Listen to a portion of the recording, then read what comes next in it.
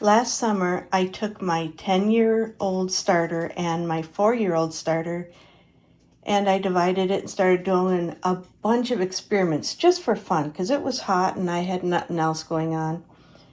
And at the end, I thought, well, this experiment was real fun, so I cooked it all up into a flatbread. Then I went into the refrigerator to get my mother starter and realized I had used it. And so I had no starter, so I had to start over. So I started with the Azure Standard bread flour, 50 grams in a jar, 50 grams of water, and I did that every day. That's all it was. It's so easy to do. And this is the starter I ended up with. And this is with Azure Standard organic bread flour. Been fed.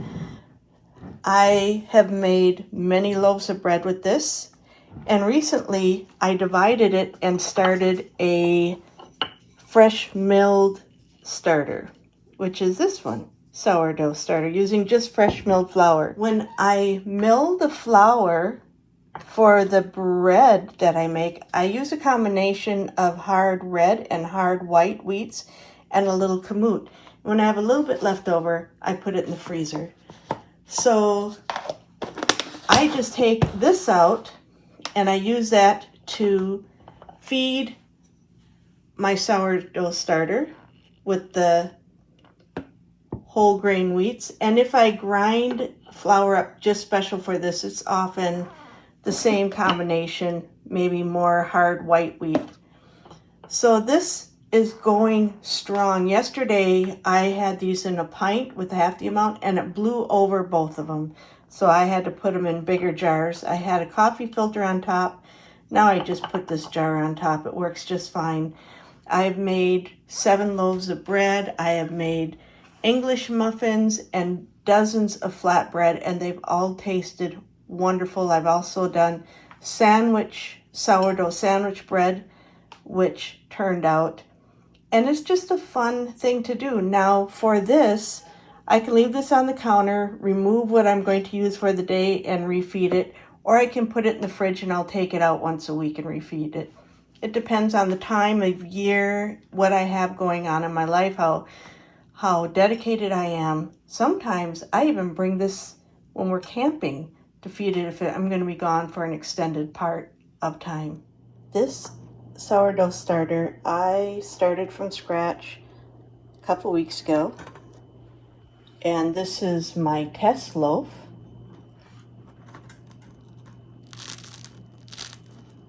And it turned out really good. One of my favorite things to do with sourdough discard is making a flatbread. I'm putting some olive oil in this pan. Once my olive oil is hot, I have 2 discards going here, or 2 types of sourdough. I'm going to take this one, which is my Azure Standard bread, and I'm going to put it in my pan.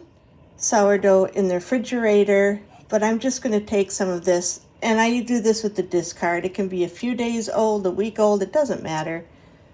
My fresh milled discard, and I'm going to put that on this side.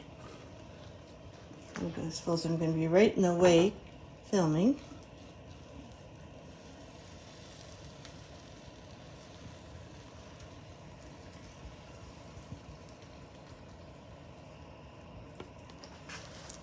And you can see the texture difference. And then I'm just going to spread this about. Now with the refrigerator, it's a little harder to spread about because it's cooler unless you let it come to room temperature. But I'm going to just spread it out a little bit in this oil.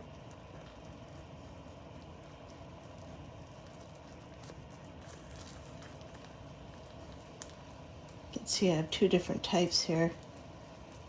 A good sample to do to taste it all in one. Otherwise I've done it where I have 2 different pans going, but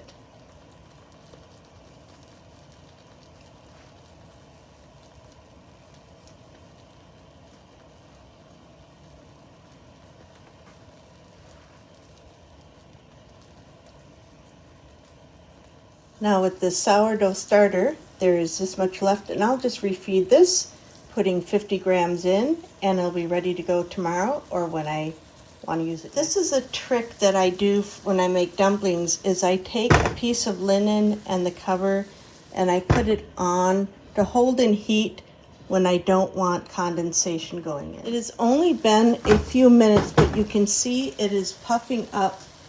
And to this, I'm going to add a little bit of olive oil, and you can see the different colors on the top are because of the two types of starter I have. And I'm just going to drizzle just a little bit of olive oil on top. This is my favorite topping, but we are out.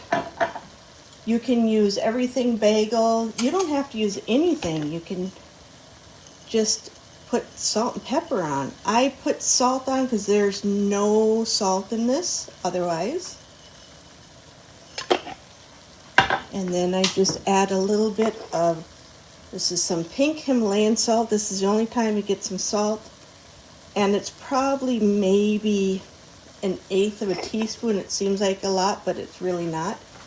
And I'll put this cover back on to let it cook a little more, and I'm going to flip it once and then flip it over. I'm going to give it a flip once.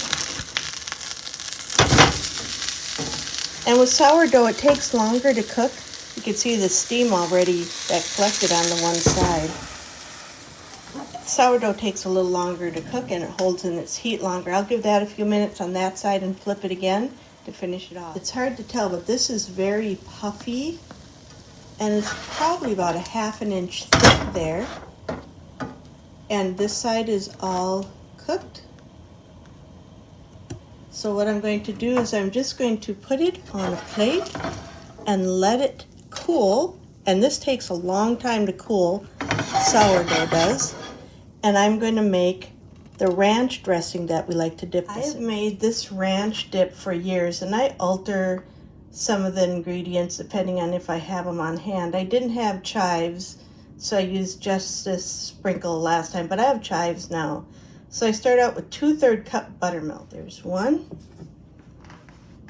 and there is 2, and it is just this powdered buttermilk.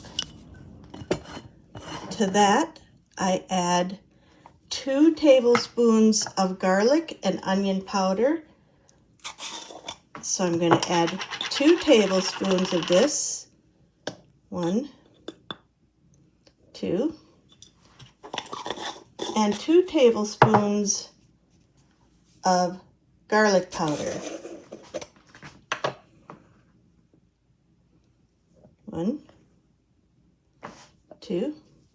And sometimes when I didn't have a particular ingredient and I used something that had garlic powder in, I would adjust that accordingly.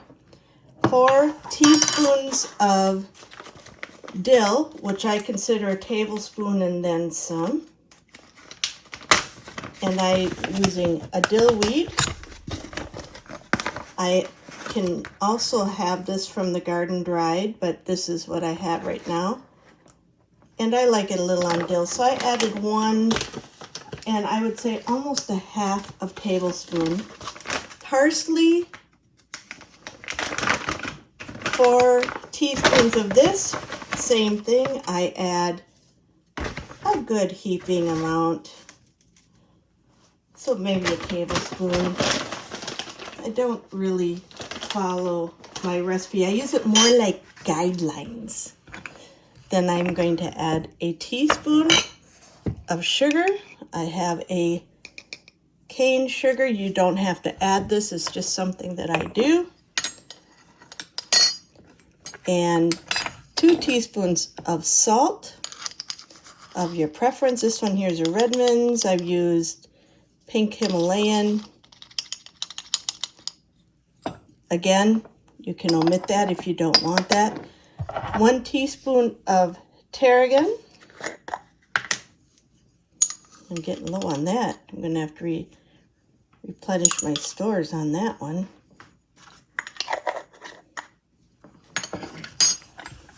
Half teaspoon of pepper.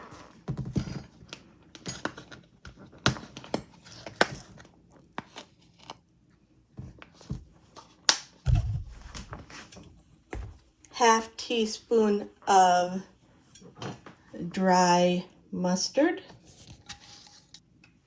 So I've got my 1/2 teaspoon of dry mustard. That's a little short there.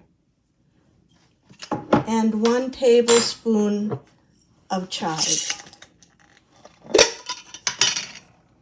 And this here is a chive I got from Sourdough Standard also. Maybe a smidge more because I like it a little bit with the chive. And then I'm just going to mix it up.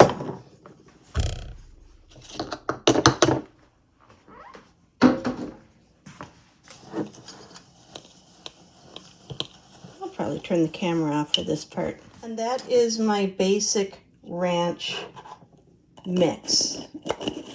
And then I'll add sour cream, milk, water, whatever I have on hand at the time. So let me get this cleaned up and we'll be back. When I've made this in the past, I was out of garlic powder one time, so I used sandwich sprinkle, which has salt. So I decreased the amount of salt. Another time I did not have chives, but I used this Justice seasoning because this did have chive in there. Again, I decreased the amount of garlic powder then, so it's all just use what you have and go from there. And you can always add something if it's wet when you mix up your ranch dressing or ranch dip. So when I make the ranch dip, I just use, my daughter, when she makes it, it turns out better. I just put in about that much. And because I have it on hand, I use sour cream, maybe about 2 tablespoons.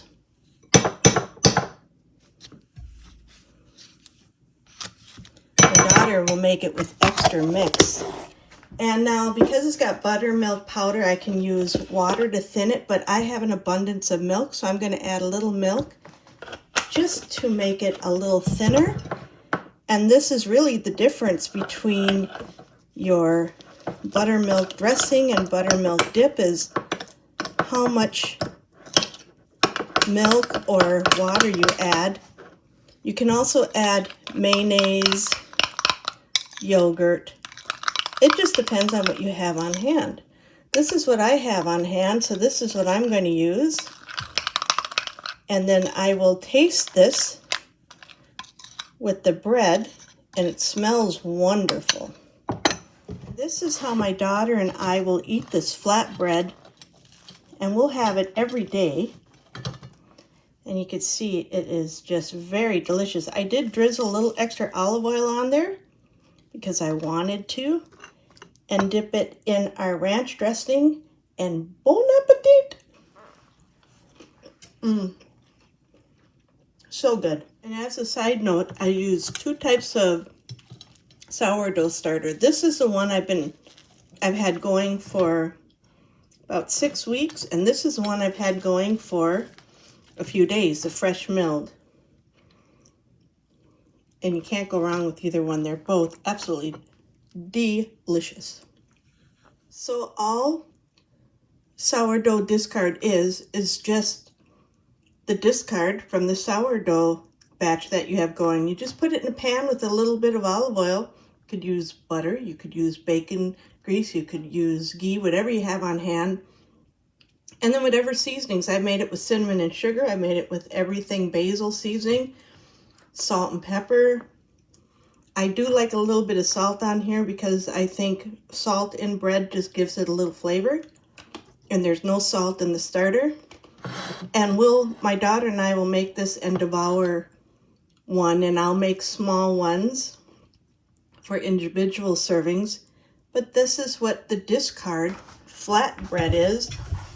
And this is just from a little bit ago. It's already starting to work. I refed it.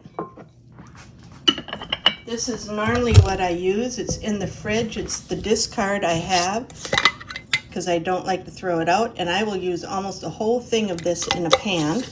And this is a mix of the sourdough with the Sourdough Standard bread flour and with the fresh milled wheat.